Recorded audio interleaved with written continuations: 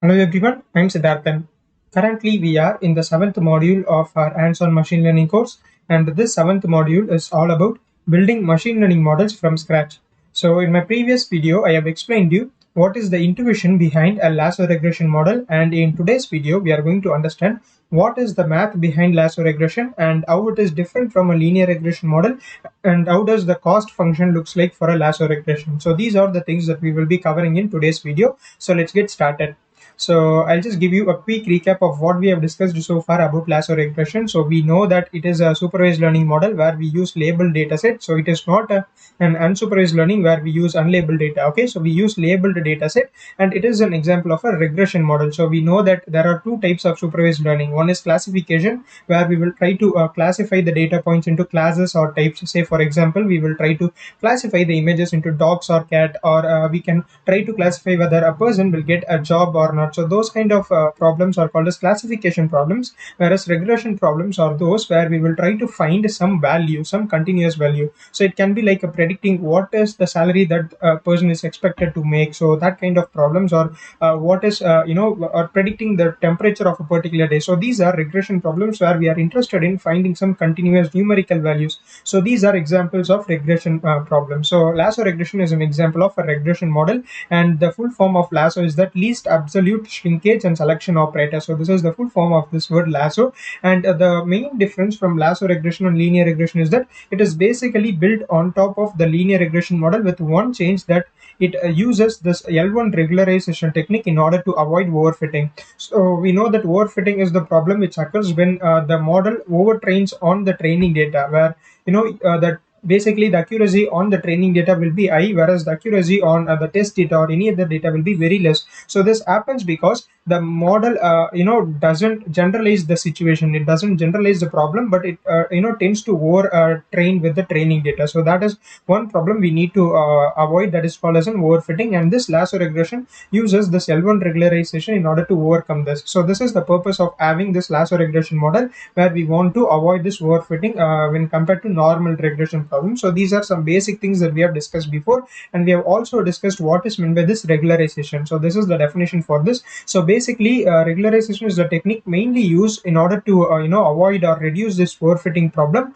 So how does this regularization do that is by adding a penalty term called as lambda to the model. So to be more precise, so we add this penalty term to the cost function of the model. So we will be discussing about that in the later slide. So what is the cost function of this lasso regression, and where do we add this penalty, and so on. So for now, understand that regularization adds this penalty term to the model. So how this penalty term works in order to reduce overfitting is that it tries to reduce the value of coefficients. So coefficients are nothing but the weights you have in your model, the parameters of the model, which are nothing but are weights. So it tries to reduce the weight value, or in other words, we can say that it tries to push the weight value towards zero. So what happens is when your model is simplified, or when your model doesn't have many terms and many dimensions, so in that case it doesn't tend to overfit. So the fit will most probably be an optimum fit. So that is the reason. So the penalty term reduces the value of coefficients or eliminate few coefficients. So eliminate few coefficients in the sense some of the weight values may become zero, so that that particular term will be zero, and so on. Okay, so that the model has fewer coefficient. As a result, overfitting can be avoided. So we can consider this third order polynomial equation. Let's say that this model is overfitting. So you can see the red color curve here. So we can call this red color curve as overfitted model, because there is not a regular trend in the curve, right? So this curve increases suddenly and decreases suddenly based on the data points that we have. Whereas if you see this green colored curve, it is more of an optimum curve. So we can see a generalized trend where it kind of increases slightly and then decreases, and so on. So this is an example of an optimum model. So what happens when we use this L1 regularization is that, let's say that the model tries to, or this L1 regularization tries to reduce this b value close to zero. So let's say that this b value becomes zero. So when we multiply this zero with this x square, this whole term becomes zero. So there won't be this second term. So the model will be more simplified, and we can avoid this problem of overfitting and so on. And this process is called as shrinkage, because we are basically shrinking the weight value and so on. So we also call this as sparsity, where we try to create sparse model. Sparse model in the sense a model which have less number of weight values. So that is called as shrinkage, and hence the lasso regression gets the name least absolute shrinkage and selection operator. So now what we have to do is we have to understand how a linear regression model works. So if we can understand that, we can later understand about the cost function of Lasso regression, and everything will make sense. Okay, so first of all, I'll explain you how a linear regression tries to predict the values. So what happens is we know that the equation of a line is y is equal to mx plus c, right? So instead of m, we will be taking the slope as w, which is basically the weight. So it is similar to the slope of the model, and b is nothing but it is similar to the intercept of the model. So b is called as bias. So generally, how we will train a machine learning model is that, so it will randomly get some weight value and bias value. So in our cases, we took the initial value as 0 for both our weight and bias. So if you have seen our videos on building models from scratch in Python. So while writing the code for the linear regression logistic regression model, we give the initial value as 0 and bias value also as 0. So in this case, let's say that we are randomly assigning some parameters. W is equal to 3, which is the slope of the line, and b is equal to 2, which is the intercept of the line or the bias of the line. Okay, so this is the random assigned parameters. Now what the model will try to do is it will try to find, or it will try to predict the output value based on these parameters, and it will try to check whether this value is close to the true value or not. So that's what basically happens. So let's try to understand this with an example. Let's say that these are the data points that we have. So we have some x value and we have some y value. So you can consider this like x may represent the number of years of experience of a person, and y is the corresponding salary that they make. So you can see here that there is a linear relationship between x and y. What I mean is, if x increases, y also increases. If x decreases, y also decreases. So this is what we call as a linear relationship. And let's say that we want to fit a line using these parameters. So let's say that we are drawing a line, and this line will be y cap is equal to 3x plus 2. So 3 is nothing but our weight value, which is similar to the slope, and this b is equal to 2, which we have written here. So this is the same format as y is equal to mx plus c, which is the equation of a line. So now what we are trying to do is, so let's say that we have this x values. So the x values are 2, 3, 4, 5, 6, 10, and this is the true y value. So 10, 14, 18, and so on. So if x value is 2, then y value is equal to 10. If x value is 3, y value is equal to 14, and so on. So this is our true y value. Now what we will do is, so we have this equation, right? So this is the equation that we have made using this randomly assigned parameters 3 and 2. So now what we will do is we will substitute the value of 2 in this equation, and we will try to find the value of y cap. So if you substitute the value of 2 in this equation, you will get 3 into 2, which is 6. 6 plus 2 is 8. So similarly, you can plug in all the values, and you will get the corresponding y cap values. So what is this y cap or y hat is that it is the predicted value. So this is how a model tries to predict the values. So it will try to assign some parameters, and based on these parameters, it will try to find y based on the input feature values. So this is our y true value, and this y hat is our predicted value. Now the model has to know whether this particular equation, so this is an example of a linear regression model. So it needs to see whether this model is making accurate predictions in the sense whether these two values are close to each other. So you can see that there is a clear difference between these two values, right? So these are not the same values. So if a model is accurate, in that case the y at value and the y value will be very close to each other. So then we can say that the model is making accurate predictions and so on. So now we need to understand how the model can determine whether the performance is good or not. So this is where loss function comes into play, or we call this as cost function. So we have this x, y, and y cap, and we will try to basically find the difference between this y and y cap or y hat. Okay, so this y is nothing but our true value represented here, and y cap is our predicted value. So what is the difference between cost function and loss function is that if we try to find the difference between only one data point, so let's say that we have this first data point, right? If we try to find the difference between this y and y cap for only this data point, then it is called as the loss function value.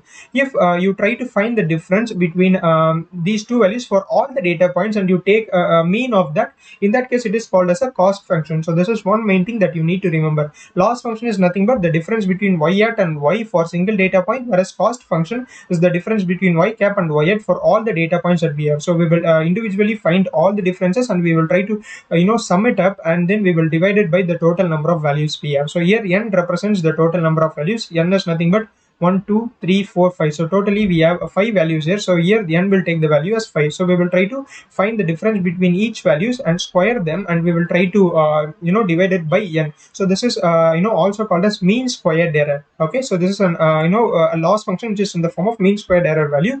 Now we can easily find this. So you just need to substitute the values. So first we need to find the difference between y and y cap for this first value, which is 10 minus 8. So we have 10 minus 8 and we have to square it. So the reason we are squaring is, so if you don't square the difference, then what happens is like the negative error and the positive error get cancelled each other. So we don't want that. So say for example, in this case we have 10 as our true value and y cap value is 8. So in this case, let's say that our y value is 14, whereas our y cap value, let's say that it is 12. So in the first data points, the difference between them is plus 2. So in the second data points, let's say the difference between the y and y cap is minus 2. So if you don't square this plus 2 error and minus 2 error will cancel out each other, and the model will say that the predictions are accurate, but that is completely wrong, right? So we need to take into account both positive errors and negative errors. So that is why we sign the difference between them in order to neglect that sign error and so on. So that is why we need to square them. So we have this 10 minus 8 whole square and 14 minus 11 whole square and so on. So we are finding the difference between each data point, y and y cap value,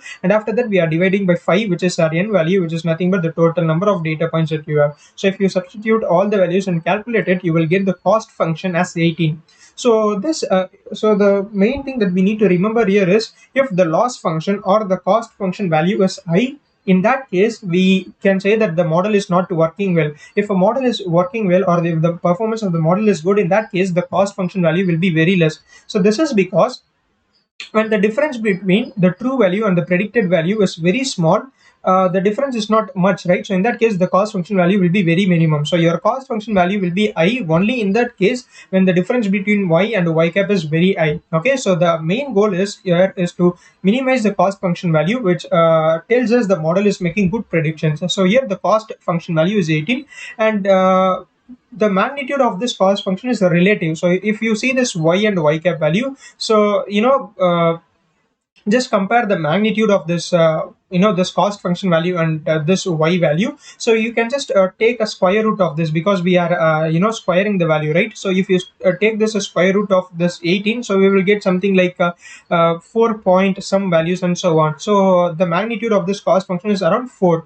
So you can compare the magnitude of that 4 with y. So in this case we have the values in the range of 10 to 20, right? So for values in 10 to 20 range, a cost function value or a error value of 4 is quite high, right? So we can say that this model is not working fine. So if the cost function value is low, we can say that the accuracy of the model is high. So the one main thing that you need to remember is the cost function should be low for your models. If you it basically tells your model is working well if the cost function value is less. So that is the main inference that you need to get here. So this is how a linear regression will try to find the cost function and try to minimize it. Now we need to understand how does a lasso regression model does it. So everything is the same when it comes to lasso regression when we compare it to a linear regression up to this particular part. So it will try to find the y cap value in the same way. It will try to assign the weight value and the bias value, and it is the same equation. So the equation of the linear regression model, which is y is equal to mx plus c or y is equal to wx plus b, which are both the same. So everything is the same up to this part. So the only difference is that we don't use this cost function. So 1 by n summation of yi minus y cap I. So we just add another term to this. So that is the difference between linear regression model and lasso regression model. And the reason for adding another term is to reduce this overfitting issue. So this is where the cost function of lasso regression comes into play. So the only difference is that we add this penalty term to the cost function of the model, and we will try to sum up the values of the weights that we have. So if you look at this equation, so j is our cost function. So generally we represent cost function as j and loss function as L. So you can see the value is j, which is our cost function. So in this case, m is the total number of data points that you have, and n is the total number of input features. Okay, so in the previous case, we have considered n as the total number of values, but in this case, let's say that m is the total number of data points and n is the total number of input features. Input feature is nothing but your x value. So in this case, you can see that here we have only one x value, right? So only one group of x value. So we have only one input feature and one target column and so on. So in some cases, you will have multiple x values. So let's say that we have, we are predicting the salary of a person based on various parameters like what is their years of experience, what is the college they have studied, what is their academic performance, and so on. So in these cases, you have multiple input features, right? Whereas in this case, we have only one input feature, which is x. So that is what this n is about. So it will take the total number of input features. In other words, you can remember this as the total number of columns that you have in your data set, and you can consider this m as the total number of rows in your data set. So I hope everyone is clear about this m and n. So m is the total number of data points and n is the total number of input features. Now y and y cap are the same. So this is the true value, yi is the true value for, and yi cap is the predicted value. So we will try to find the difference between true value and the predicted value for each data point, and we will try to square that difference and we will try to sum it up.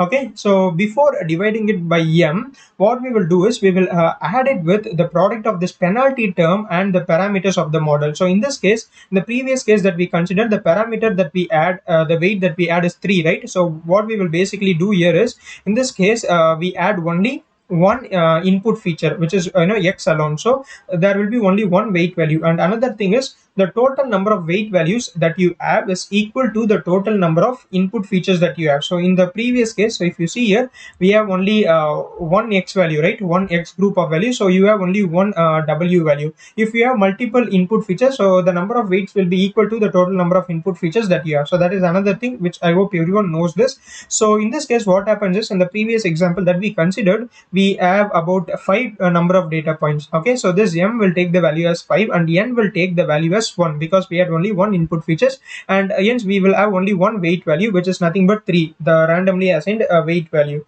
And after we find this difference and square it, we will multiply the penalty term and this weight value. So we can manually change this penalty term. So this lambda is called as a regularization parameter, or the lambda parameter. Okay, so while building the lasso regression model, we can see how we can assign the values to it. But for now, remember that we will multiply this penalty term with the weight that we have, and then we will add it to our cost function. After that, we will divide it by this m, which is the total number of data points that we have. So this is our cost function in this case. So the only difference between this cost function and the cost function we have in the linear regression is that we add a penalty term to the same cost function that we have in order to reduce this overfitting issue, which will basically try to reduce this weight value. Okay, so I'll give you another example. So in the previous case, we have only one input feature, right? So we can consider another example. So this is the Boston house price data set. So in our channel, we have already worked on this project where we will try to, determine, or we will try to predict the price of house based on various input features. So these are the different types of input features that we have.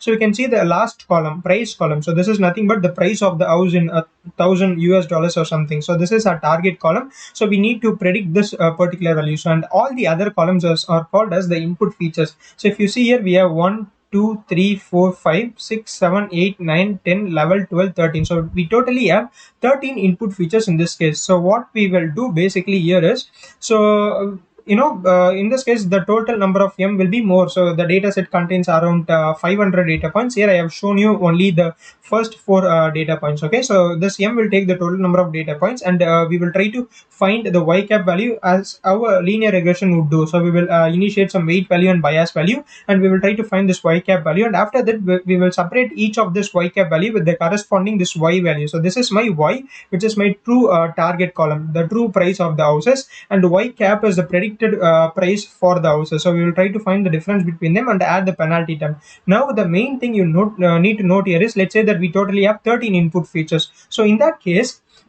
your model will have 13 weight values. So as I've told you before, the total number of input feature, or in other terms, the total number of columns that you have is equal to the total number of weights that you have. So you don't, I mean, like, you shouldn't see this target column. So neglect this target column and see other columns, and the number of weight is equal to this total number of columns. So what it basically tells is, so let's say this crime has a weight value of about -2, and this zone has a weight value of +2, and so on. So it basically tells you how much a column is important for predicting the price. If you see this crime rate, so we can say that if the crime rate in a particular area is very high, in that case the price of the house goes down because people don't want to buy houses in that area. So we will this particular column will most probably have a negative weight value. If you see this this room, so RM basically represents the room in a house and so on. So if the total number of rooms is very high in a house, then that price is going to cost more, right? So this will have a positive weight value. So this is what the weight value signifies.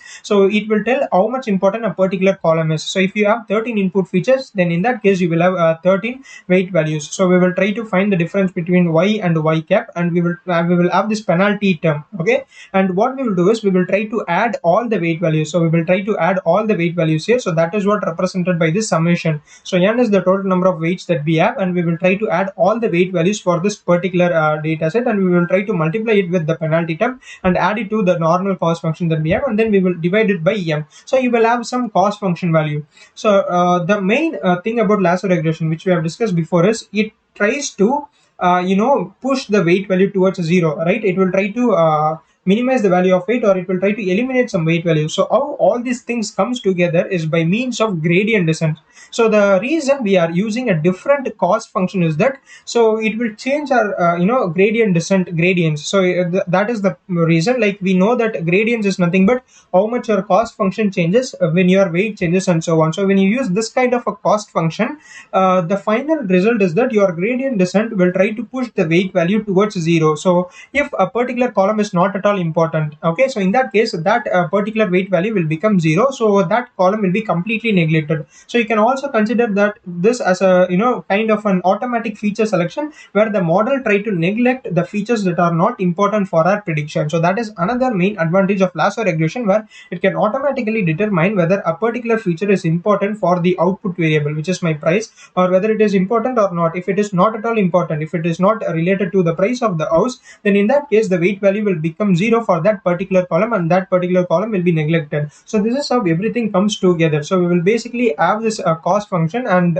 because of having this kind of a cost function, this penalty term will try to push the weight value towards 0, so that you have minimum weights and minimum input features to your model. So this is how a lasso regression basically works. This is how the math behind lasso regression basically works. So in the next video we will try to understand how the gradient descent works, especially for a lasso regression model, and what is this formula and the derivations for this gradients for this lasso regression. Then we can understand how this weight value is pushed towards 0. Okay, so that's it from my side for this particular video, and I hope everyone is clear about the topics that we have covered here, and I'll see you in the next upload, where we can discuss about the gradient descent for lasso regression. So thanks for watching.